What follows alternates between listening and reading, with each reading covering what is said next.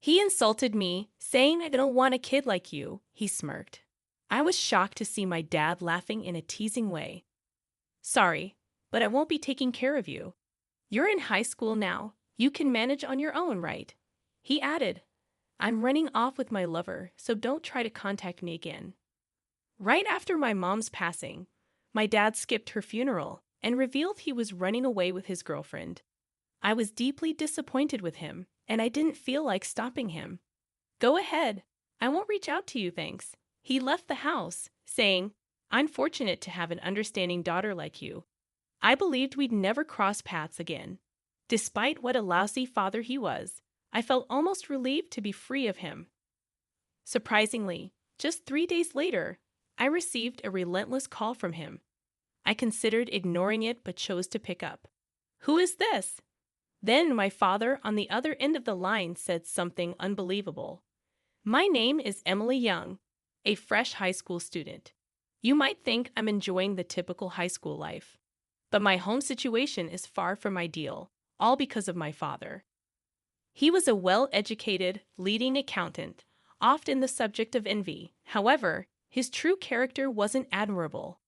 He had a habit of looking down on those with less education, including my mother, who only finished high school.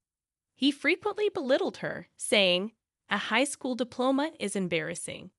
Without me, you couldn't survive in front of me. Despite what he said, she struggled to be financially independent and couldn't divorce him. She always encouraged me to study hard, emphasizing the importance of getting qualifications for financial independence. Don't end up like me, earn your own living, she'd say, reading books to me since my childhood.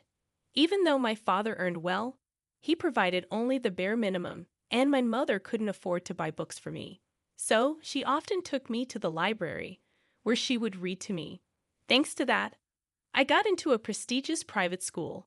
However, my high-achieving father wasn't proud of me at all. He had no interest in me, not even knowing which high school I attended. His disinterest stemmed from archaic views of male superiority. Once he learned I was a girl, he lost interest. He had initially wanted a son to inherit his accounting firm, but that dream ended when my mother gave birth to me and couldn't have more children. Since then, he hardly showed any interest in my mother or me. When he was drunk, he'd insult my mother, saying, Dan, I'm such a nice guy to marry an ugly, stupid woman like you. She'd ask him to stop, especially in front of me. But he'd get furious, yelling, What, talking back to me? Do you realize who's feeding you, you useless woman? I couldn't bear to watch, locking myself in my room and covering my ears. His tyranny extended beyond verbal abuse. He also had a troubling habit of infidelity. Using work as an excuse, he frequently arrived home late, sometimes not until morning. Over time, he started emanating the scent of women's perfume, which repulsed me. I'd remark, Your perfume is too strong, pinching my nose. He'd respond with disdain, saying, What? You think your nose is too good? Why did he wear perfume too? A woman like you can't survive without relying on a man. I harbored deep resentment toward my father for uttering such demeaning remarks to his own daughter. However, it seemed like he didn't even realize the extent of my disdain.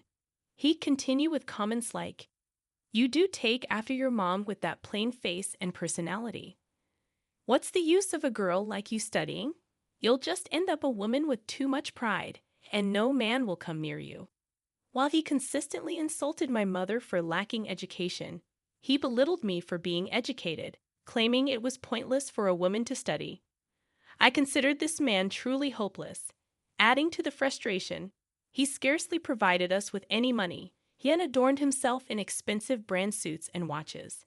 Even his loungewear was stylish, leading me to question the economic inequality within our own home. When I proposed to my father, If you have that much money, why don't you buy something for Mom? He merely snorted, saying, It's my hard-earned money. What's wrong with spending it on myself?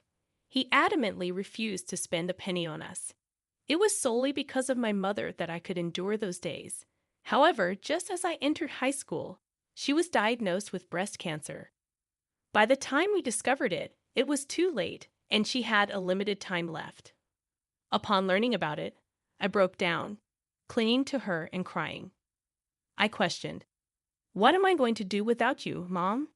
But then, considering the situation, I didn't want to cause her any more worry because of me. Since then, I made an effort to spend the remaining time with her as joyfully as possible. When I visited her in the hospital, she would say, "Sorry for troubling you every day, Emily. You have schoolwork too. You don't need to visit me so often," with a relatively cheerful smile. I responded, "I come because I want to see you, Mom. Plus, staying at home means dealing with that drunken father of mine. I can't stand even looking at him." Hearing this, my mother's expression turned a bit sad. "I'm sorry for making you feel that way about your father. I'd always hoped you and your dad would get along." Irritated, I replied, "I'm sorry, Mom, but that's impossible. You do all the housework and take care of me, and he just looks down on you for it." My mother sighed slightly and said, "That's because I'm of no use in society." Trying to reassure her, I said, "That's not true, Mom," but she just gave a faint, sad smile. My father never visited my mother in the hospital. He rarely came home either. On the few occasions I did see him at home, I asked him to visit Mom, but he refused.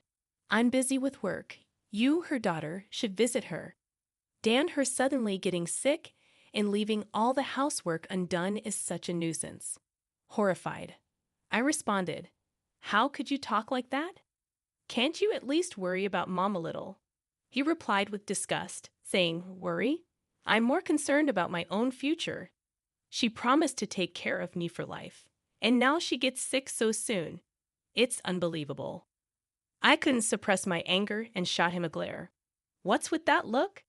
You do realize you're living off me, right?" I wanted to leave this house, but frustratingly, he was correct. I was still a freshman in high school and under his roof. Then, a month later, my mother passed away.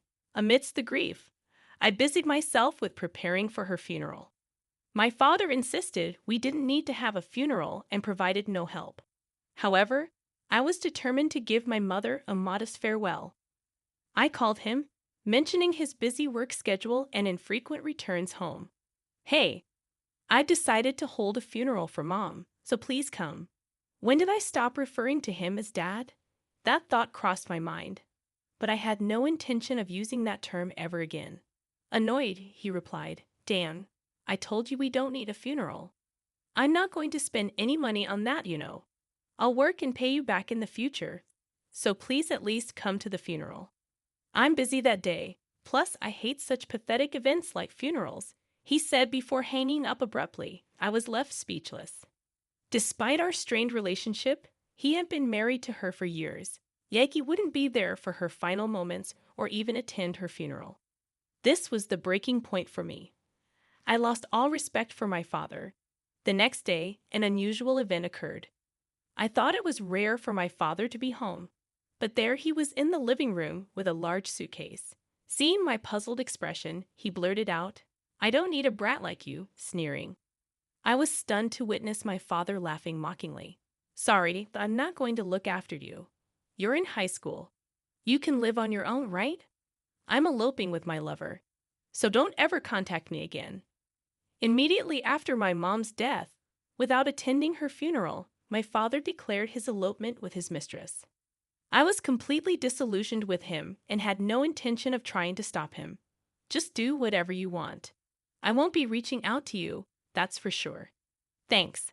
I consider myself fortunate to have such an understanding daughter," he said before leaving the house. I believe that was the last encounter between us. Strangely, despite how awful he was as a father, I felt oddly relieved to be free of him. However, just 3 days later, I received a persistent call from him. Initially contemplating ignoring it, I eventually decided to answer. "Who is this?" Startled by my response, he stammered, "You.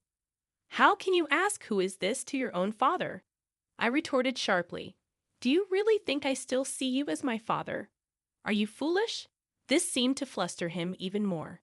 "Hey, you've done something terrible, you know. Because of you, I might lose my job." "What are you talking about?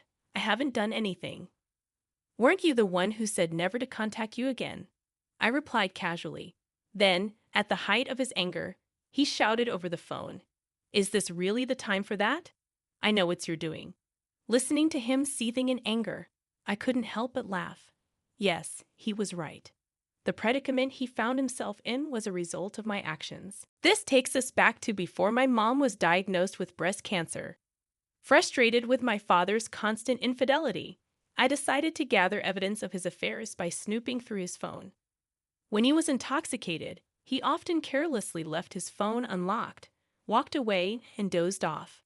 Swiftly taking his phone from his hand, I began sifting through the photos.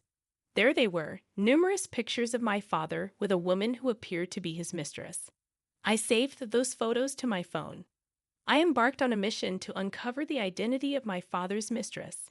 However, being a high school student, my resources were limited. In contemplation, a close friend mentioned, my friend's cousin is a private detective. I pleaded with the friend to introduce me to the detective, who agreed to investigate my father's mistress, saying, "Okay, I'll do it for my cousin's sake, and you can pay me later." The investigation yielded intriguing results. The mistress, Natalie Grubb, was supposedly 32 years old, residing alone in a luxurious condo. "But this condo is too big for one person," pondered the detective. Delving deeper, he discovered that Natalie had a husband on an overseas assignment. My father, under the impression that Natalie was single, was in for a rude awakening. Upon learning this, I couldn't help but laugh. On the day my father abandoned me and left the house, I sent photos of his affair with Natalie to her overseas husband. Half of the photos were taken from my father's phone, and the rest were captured by the detective. Presumably, a furious call from Natalie's husband reached my father, and I could hear his agitated voice on the phone. Accompanying the photos sent to Natalie's husband was a letter stating, "Your wife is having an affair with my dad, and you knew about it, didn't you?" "Yeah, you heard right." "Well, it can't be helped." "Yes, I did it, but so what?" "I just told the truth," I responded, leaving him speechless and trembling with anger. Adding insult to injury, I remarked, "Planning to elope without even knowing she was married? That's just stupid," further fueling his fury. "What do you mean, stupid? Talking to your parent like that? What you did is not just telling a husband about his wife's affair. It's more serious than that," he solemnly stated. Intrigued, I asked in a puzzled tone, "What? What do you mean?" "That's the problem. You don't understand the gravity of the situation," my father continued, his voice trembling. "Natalie's husband, he was an important executive at a major client of my company. No way, really." I exclaimed in surprise, though I already knew. Unaware of this revelation, my father lamented in a dark tone, "Oh, unfinished. How did it come to this?" The detective's investigation had unveiled that Natalie's husband was an executive at S Corporation, a publicly listed company and a key client of my father's firm. Upon discovering that S Corp was a major client of my father's company, a thrilling sense of excitement surged within me. This presented an opportunity for revenge for my mother. Yesterday, Natalie's husband stormed into the office, spreading affair photos of me and Natalie throughout the company. Stunned, I momentarily froze but coolly remarked, "Serves you right." Quiet. You have no idea how much contempt I face from my employees. Me, the president, being ridiculed by those lower-level employees. It's humiliating.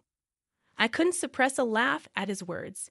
My father, always proud and condescending, was now scorned by his own employees. The irony was palpable.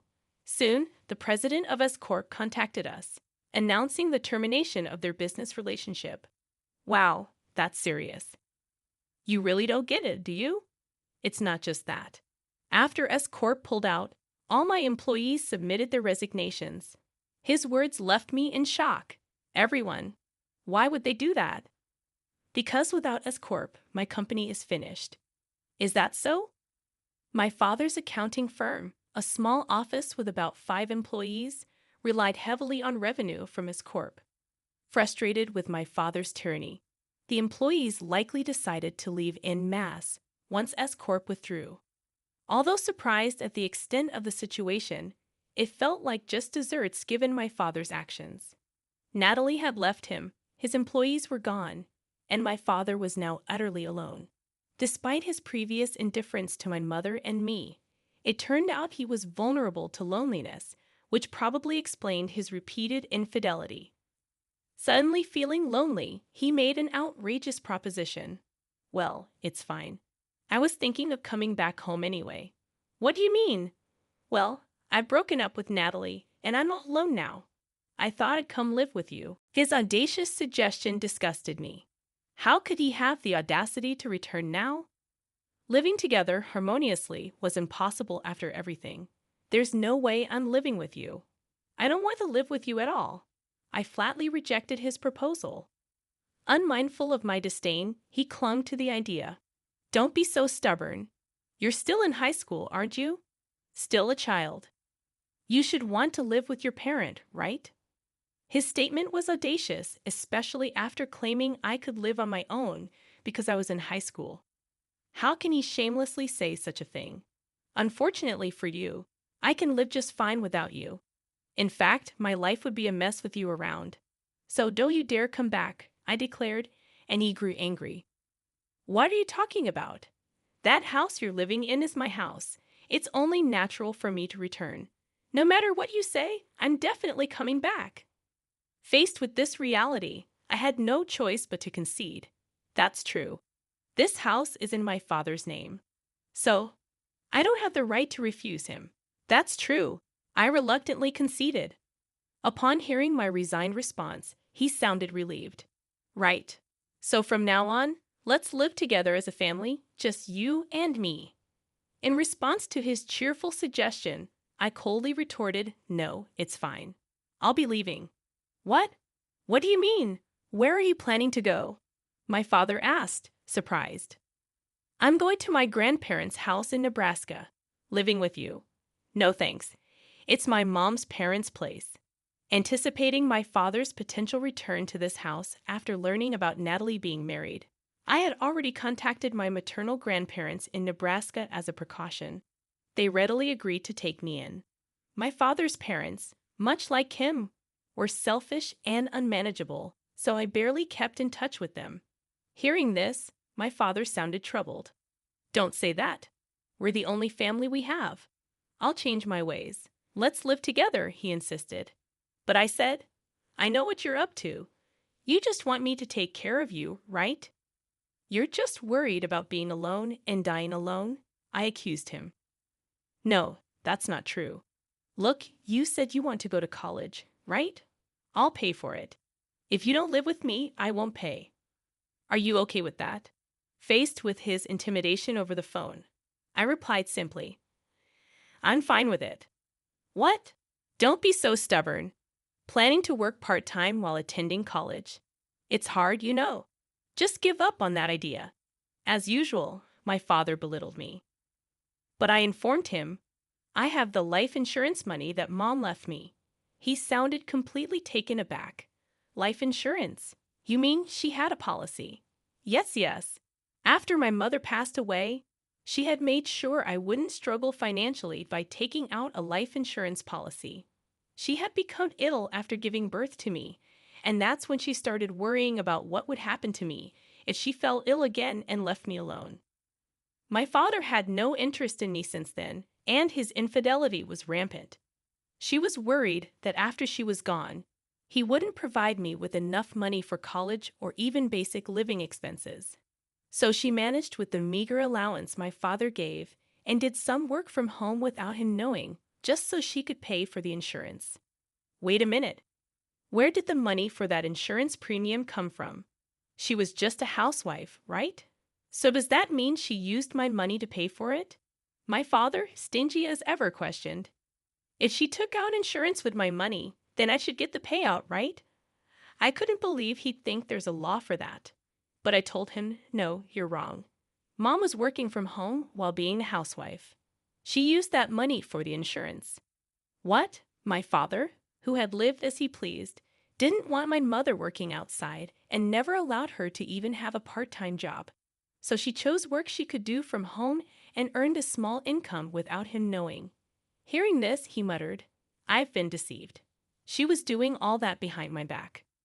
I couldn't hold back my anger at his words. Deceived. Really? Can you believe it? She struggled so much because you only gave her the bare minimum to live on. All my clothes were bought from auction sites. I never got new clothes. I don't think she ever spent money on herself. He was silent, unable to make a sound. And yet, you were out there splurging on brand name goods and luxury items, enjoying life alone. You're the worst. But I had to spend on my appearance for work. Those extravagances you're talking about, they were for entertaining clients, he tried to justify.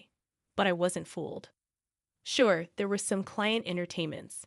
But I also knew about the trips and lavish meals he enjoyed with his mistresses, while never giving a single gift to my mother or me. Recalling all this thoroughly disgusted, I said, "That's enough. I've lived with you for over a decade. I know what kind of person you are. Sorry.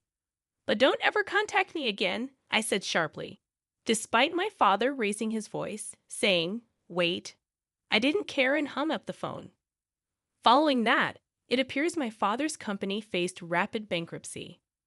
He had been misusing the company's funds for personal gain, relying on revenue from S Corporation. Once the ties with S Corporation were severed, his company swiftly crumbled financially and declared bankruptcy.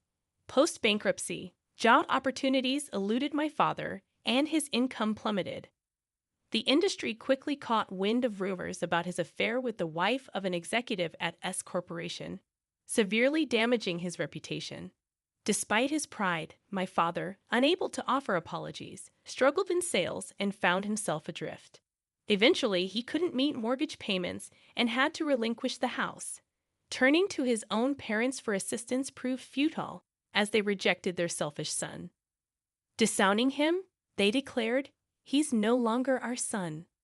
Socially and financially ruined, having lost home, family, and mistress, my father now lives on the streets. Unaccustomed to failure, he appears mentally fragile and incapable of reintegrating into society. On my part, after my mother's memorial service, I relocated to Nebraska to live with my grandmother, gradually settling into a more stable life.